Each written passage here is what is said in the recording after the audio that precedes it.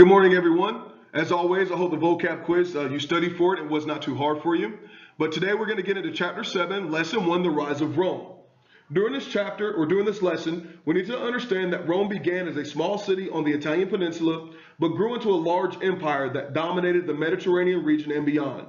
The Roman Empire greatly influenced the development of civilization throughout all of Europe.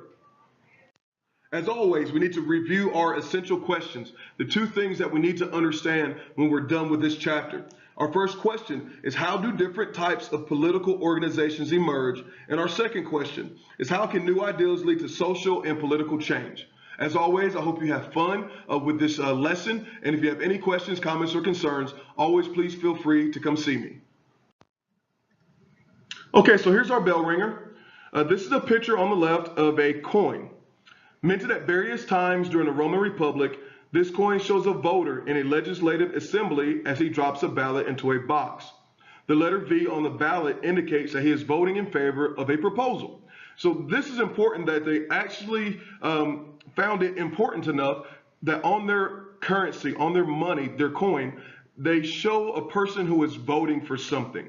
What this says is that the privilege, the honor of voting was very strong. It was held in high regard during the Roman Republic.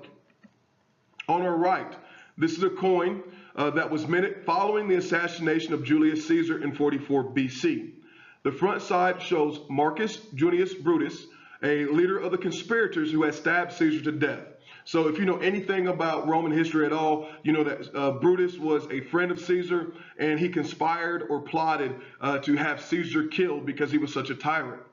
The back of the coin shows two daggers flanking a liberty cap, a type of hat worn by freed slaves, which had come to symbolize freedom. So on our left, we have a coin from the Roman Republic, where it was a democracy, so to speak, where people had choice, people could vote. That's how important it was for them that they put it on a coin. And on the right, we have a coin, and it shows basically a killer in a Marcus Brutus, a former friend of Caesar. And when Caesar had become so tyrannical, they actually stabbed him to death. And they actually found this important enough that they put it on their coin. It's almost a remembrance. On one hand, we have this remembrance of freedom and of liberty where citizens could vote. And then on the right, we have a remembrance of this dictatorship that was so awful that they're actually putting a hero, an anti-hero, a villain even because he was a murderer, but they put him on a coin because he helped to free them from this tyrannical control of Julius Caesar. So these are two diametrically opposed issues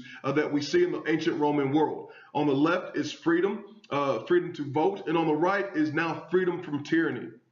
So the question that you all need to answer within yourselves is, from textbooks, documentaries, plays, novels, featured films, and other sources, what ideals do you already have about law, politics, and government in ancient Rome?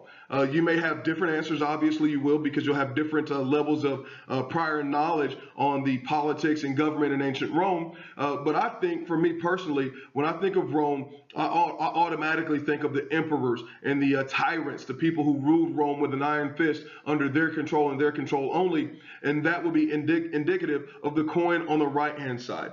Some of you may remember Rome for its republic, its democracy. This is where we get our own democracy from, where we take it. We took our ideal of democracy from the Romans. They were the first ones to really truly have a republic, and that's the depiction on the left. Now we need to look at the effects of geography on the rise of Rome. How does geography influence the way that Rome comes to power, the natural landscapes, roadblocks, and maybe even entranceways into this rise of Rome? So our first geographical feature is the Italian peninsula itself. Now the effect that it had on the rise of Rome is this: because it juts into the sea, and therefore it was a natural crossroads between the east and the west. The rest of the comment gets cut off there, but it was a natural crossroads between the east and the west. If you wanted to traverse from Eastern Europe into Western Asia, you had to come through Italy. You had to pass by there, even especially if you were seafaring. And so it put them in a spot of centrality where they were right in the middle of everything. If you look at the Apennine mountain range, the effects that it had on the rise of Rome. These mountains run down the center of Italy, but they are not so rugged that they divide Italy into isolated communities. So it provides itself a natural border where things will be different from on one side, from the north into the south.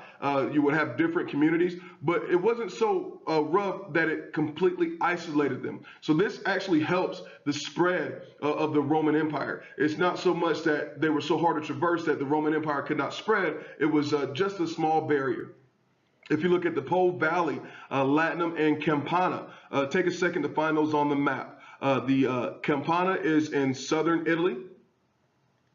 Latinum is in central Italy. And the Po Valley isn't on the map very well. You can't see it. But the effect is that these areas were wide, fertile plains that were excellent for farming, excellent for feeding the Roman Empire. As we talked about with Greece, there's a rugged mountainous area that did not have a lot of fertile land up in the mountains, but these plains were perfect. Therefore, they could have their own food sources, their own source of commerce and trade, and they didn't necessarily have to seek out other areas to trade with them so that they could survive. They were self-sufficient on their own. If you find the Tiber River, the Tiber River gave Rome access to the sea. The city's position upstream protected it from attack. The same deal that we saw with the Egyptians and how the Nile River protected them from attack. At Rome, the river could easily be forded or crossed. So the city became the natural crossroads for north-south traffic in Italy. So Rome was put in this position of centrality once again, right there on the river. It was protected from attack due to the river, but it also, because it was easily crossed, it became a natural crossroads where people would come there. If you're traveling from northern Italy to southern Italy, you pass through Rome. And we're going to see later on a saying that you may or may not have heard, that all roads lead to Rome. We're going to look at the Roman road system and how they were laid out, and that every road did start in Rome and led there for a particular reason. They wanted everyone to be able to get back there, and they wanted for Rome to be the center of the civilized world. And our last geographical feature are Rome's 7 hills.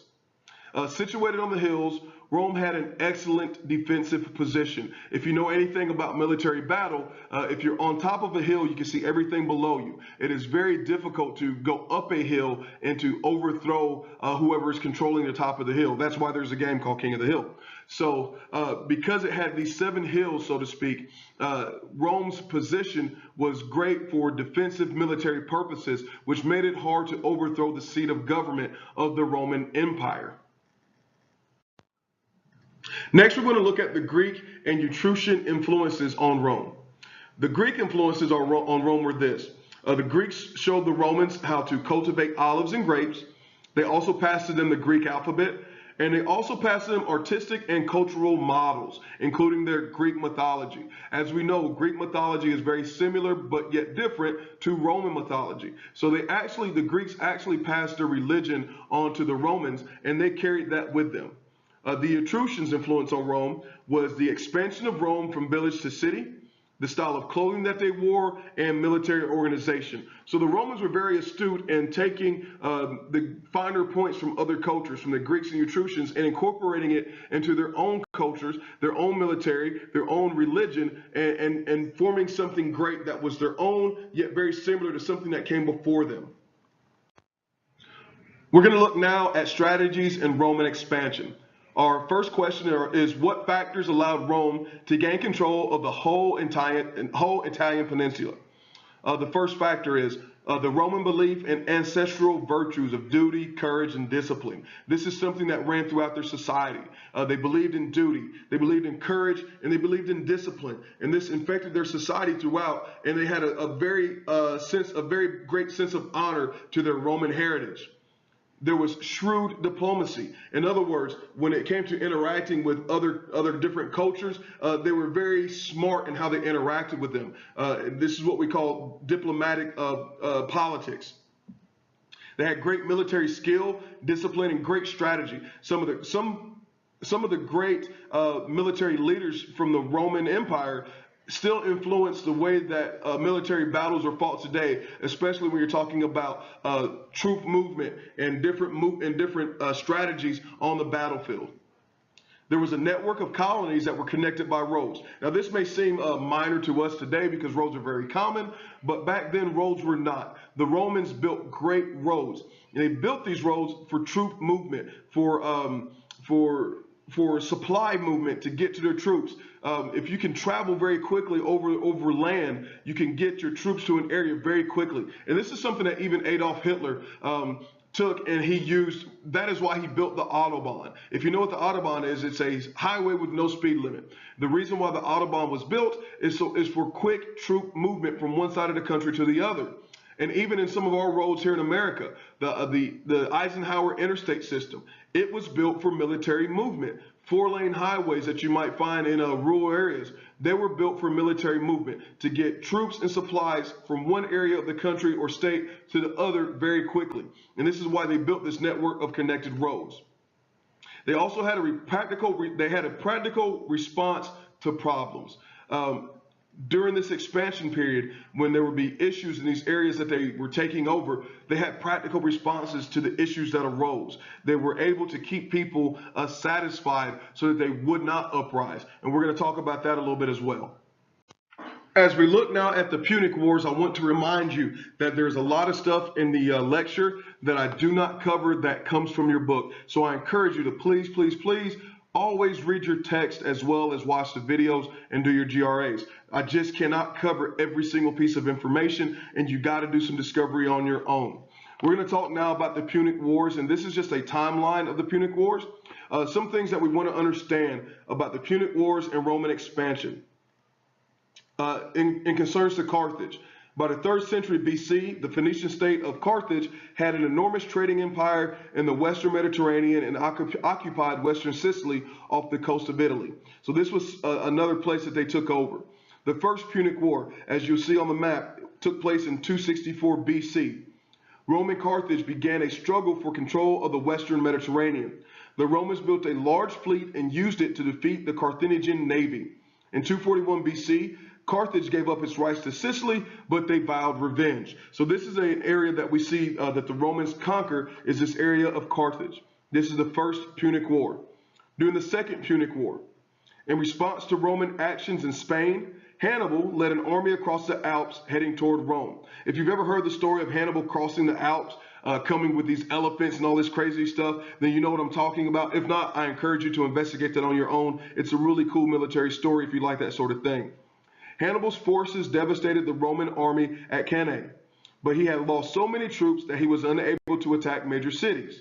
By 206 BC, the Romans had pushed the Carthaginians out of Spain, and they later crushed Hannibal's forces, thus becoming the dominant power in the Western Mediterranean. So this is just an illustration of how the Romans spread their influence, of how they conquered different forces to spread their Roman Empire. And some additional conquests during the Punic and Roman Wars. During the Punic Wars and Roman expansion. After a third Punic War, Carthage was destroyed, and its territory along the southern coast of the Mediterranean became the Roman province of Africa. Rome also battled the Hellenistic states in the eastern Mediterranean region, becoming masters of the Mediterranean by 129 BC. So you should be able to find those things on this timeline. So we see that the First Punic War is our first level of our timeline. It's from 264 BC. We see that we have a Second Punic War and a Third Punic War. The Punic Wars are wars fought basically between Carthage and the Romans. And this is basically for control of the whole entire Mediterranean, and the Romans come out on top almost every single time. Just another illustration of how strong the Roman military force was. That brings chapter 7, lesson 1, the rise of Rome, to a close, and here is our review. Geographically speaking, the central location of Rome on a peninsula and its fertile land contributed to its development and its expansion. As we've seen in other civilizations, fertile land is key. If you are self-sustainable with a lot of fertile land, you can be a very strong empire or colony. We looked at foreign influences on the Romans. The Greek influence. The Greeks established colonies in Italy between 750 and 550 BC. They introduced the Romans to the cultivation of grapes and olives, the Greek alphabet, and their own art, architecture, and literature. The Etruscans' influence on Rome. After 650 BC, the Etruscans expanded into north-central Italy, eventually controlling Rome and most of Latium. They turned the village of Rome into a city. Romans adopted Etruscan dress and organized the Roman army along Etruscan lines.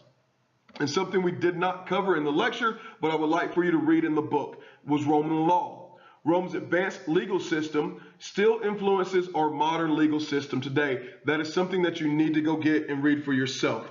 As always, study for your quiz for the next class meeting. If you have any questions, comments, or concerns, please come see me, email me, or find me. As always, make sure you stay on top of your GRAs. We're moving a lot more quickly than we were in the past. Things are going to start to catch up to you if you don't stay ahead of the game. Have a good day. I'll see you next time.